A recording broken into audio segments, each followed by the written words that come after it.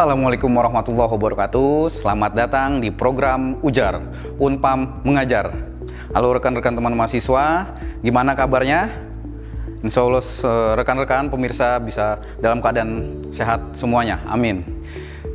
Baik, untuk hari ini sebelumnya perkenalkan, nama saya Reza Khairul Hadi, dosen Program Studi Manajemen, Program Sarjana, Fakultas Ekonomi dan Bisnis, Universitas Pamulang. Pada kesempatan kali ini, kita akan membahas tentang materi keterlibatan konsumen pada mata kuliah perilaku konsumen. Tonton terus rangkaian video pembelajaran di kanal edukasi kebanggaan kita, Sasmita Jaya TV, berbagi untuk negeri.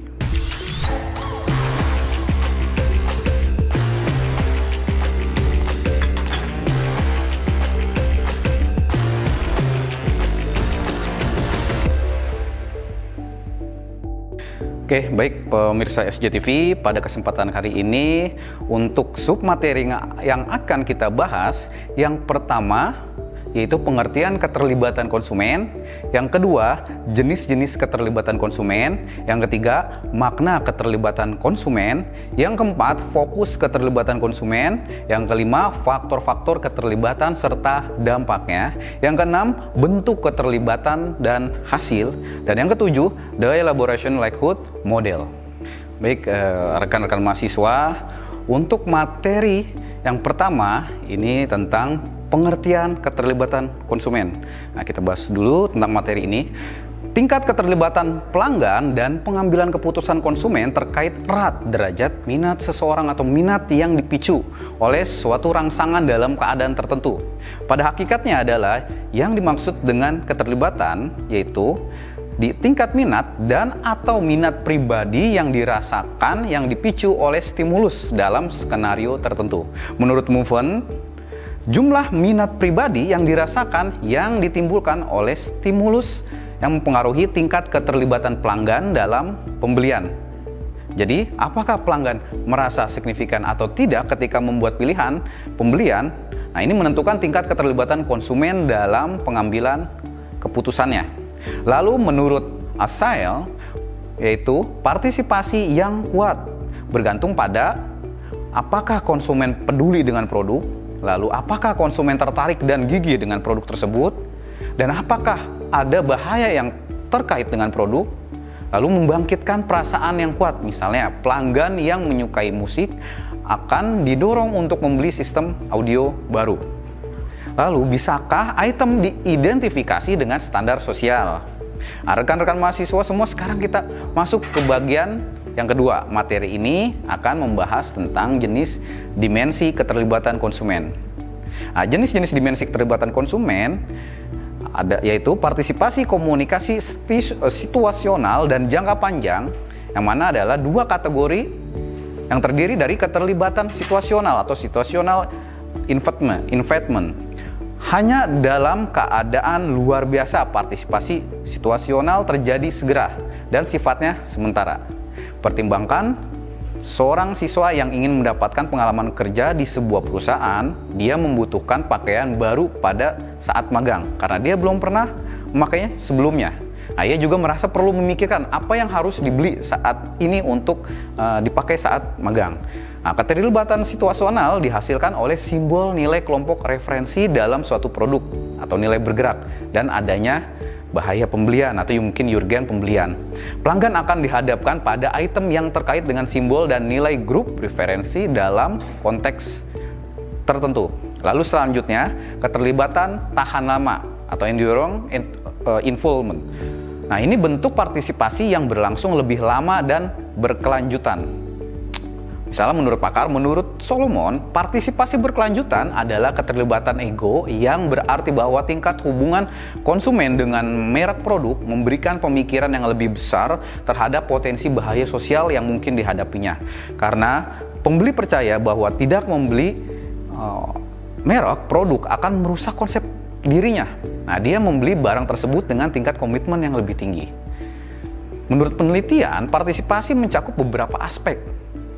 Nah, ini menurut Moven dan Minor, yaitu yang pertama pentingnya ekspresi diri, lalu kepentingan hedonis, yang ketiga produk dengan signifikansi praktis, yaitu produk yang penting atau berharga untuk tujuan yang signifikan, Dan yang terakhir, resiko pembelian. Oke rekan-rekan semua, sekarang kita masuk ke bagian materi ketiga. Materi ini akan membahas tentang makna keterlibatan konsumen. Nah, makna keterlibatan konsumen yaitu derajat minat pribadi yang dialami atau minat yang dipicu oleh suatu stimulus dalam skenario tertentu. Inilah yang secara umum dimaksud dengan keterlibatan. Nah, ini menurut pakar pemasaran Engel. Lalu orang, benda, dan situasi semuanya dapat dianggap sebagai faktor dalam keterlibatan. Orang-orang adalah tempat keterlibatan pertama kali mulai terbentuk. Kekuatan pendorong meliputi keinginan dan nilai, yang pada giliran yang merupakan cerminan dari konsep diri seseorang. Rantai makna pamungkas dapat menunjukkan bagaimana pengetahuan tentang kualitas suatu produk terkait dengan pengetahuan tentang diri sendiri yang dapat bermanfaat bagi pemasar dalam memahami partisipasi produk konsumen. Dua aspek makna akhir yang diaktifkan yaitu signifikansi atau relevansi produk bagi konsumen, lalu kuatnya hubungan antara tingkat pengetahuan produk dan tingkat pengetahuan pribadi menentukan derajat keterlibatan relevansi pribadi konsumen. Nah, pelanggan akan memiliki tingkat partisipasi yang lebih tinggi dengan suatu produk jika mereka merasa bahwa suatu fitur terkait erat dengan hasil atau nilai akhir yang penting. Sebaliknya, pelanggan yang merasa bahwa atribut produk yang hanya terkait secara tangensial dengan nilai yang signifikan akan lebih sedikit terlibat dengan produk. Nah, baik rekan-rekan semua, sekarang kita masuk ke bagian materi bagian keempat. Nah, materi ini akan membahas tentang faktor keterlibatan konsumen.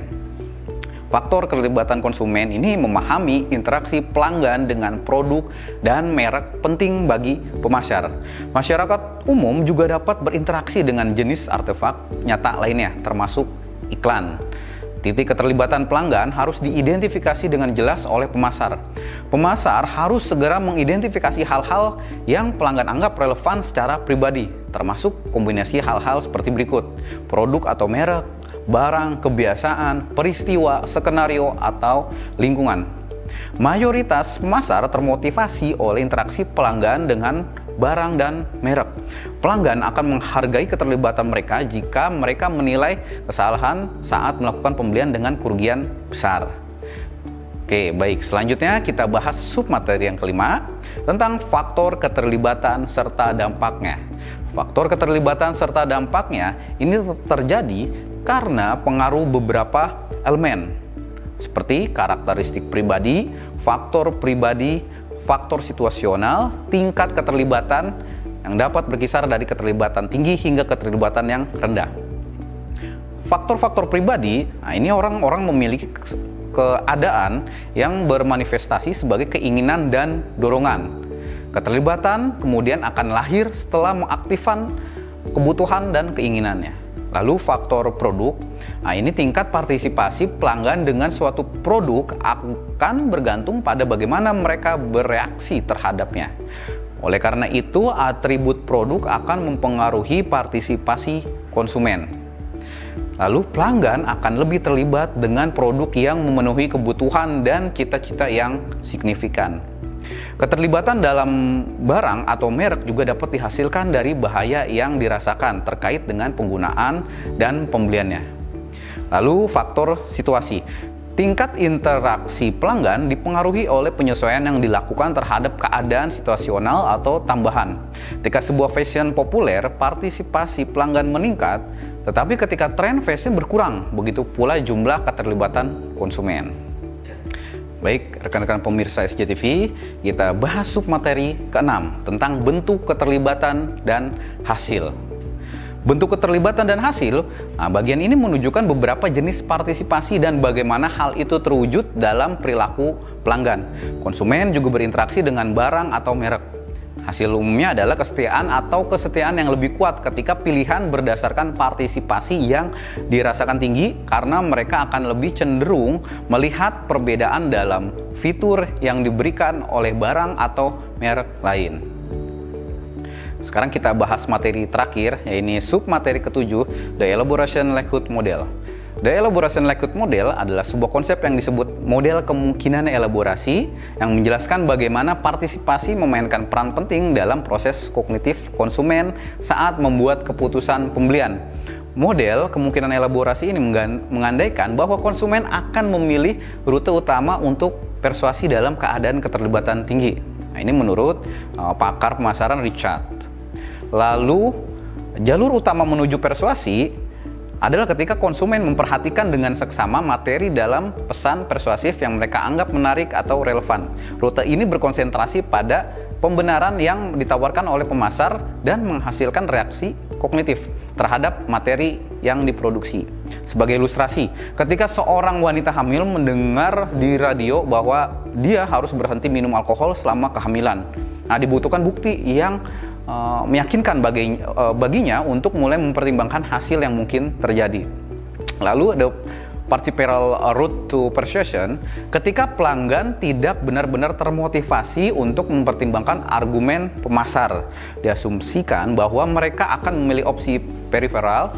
Konsumen biasanya mendasarkan tanggapan mereka terhadap pesan pada indikasi lain, seperti pengamasan produk, daya tarik sumber, atau pengaturan di mana pesan disajikan, yang mana beberapa contoh dari sinyal ini. Isyarat peripheral adalah sumber informasi yang mengelilingi sinyal utama tetapi tidak terkait dengannya. Nah, paradoks keterlibatannya rendah, yaitu cara suatu hal yang disajikan atau dukungan atau visual yang menjadi lebih signifikan ketika orang tidak benar-benar tertarik padanya. Menurut logika dasar ILM, variabel komunikasi dapat berfungsi baik sebagai sinyal sentral maupun periferal, bergantung pada bagaimana hubungannya dengan objek sikap. Dalam iklan kendaraan, daya tarik fisik seorang model mungkin merupakan isyarat sekunder. Tapi untuk produk seperti sampo, di mana keuntungan utamanya adalah daya tarik yang lebih besar, kecantikan seorang model mungkin menjadi kebutuhan utamanya. Baik, tidak terasa perjumpaan kita sudah berada di penghujung acara. Dari materi yang sudah saya sampaikan tadi, maka dapat kita simpulkan bahwa keterlibatan konsumen adalah tingkat perhatian, minat, dan partisipasi emosional maupun kognitif yang ditunjukkan oleh konsumen terhadap suatu produk, merek, atau aktivitas pemasaran. Tingkat keterlibatan ini dipengaruhi oleh faktor pribadi, situasional, dan karakteristik produk. Keterlibatan yang tinggi cenderung terjadi pada pembelian yang bersifat penting dan berisiko tinggi atau kebutuhan yang urgen. Sedangkan keterlibatan rendah biasanya muncul pada keputusan pembelian rutin. Memahami keterlibatan konsumen sangat penting bagi pemasar untuk menentukan strategi komunikasi dan promosi yang tepat. Dengan mengetahui sejauh mana konsumen terlibat, perusahaan dapat menyusun pesan yang lebih efektif, memilih media yang sesuai, serta membangun hubungan yang lebih kuat dan berkelanjutan dengan konsumen.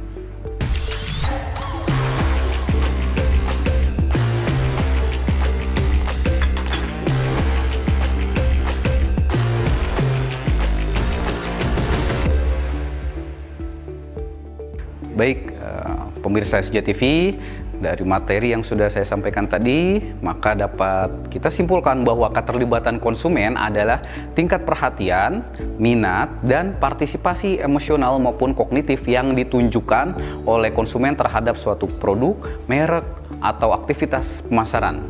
Tingkat keterlibatan ini dipengaruhi oleh beberapa faktor, diantaranya pribadi, situasional, dan karakteristik produk. Keterlibatan yang tinggi cenderung terjadi pada pembelian yang bersifat penting dan urgen. Sedangkan keterlibatan rendah biasanya muncul pada keputusan pembelian rutin. Nah, memahami keterlibatan konsumen sangat penting bagi pemasar untuk menentukan strategi komunikasi dan promosi yang tepat. Dengan mengetahui sejauh mana konsumen terlibat, perusahaan dapat menyusun pesan yang lebih efektif, memilih media yang sesuai, serta membangun hubungan yang lebih kuat dan berkelanjutan dengan konsumen.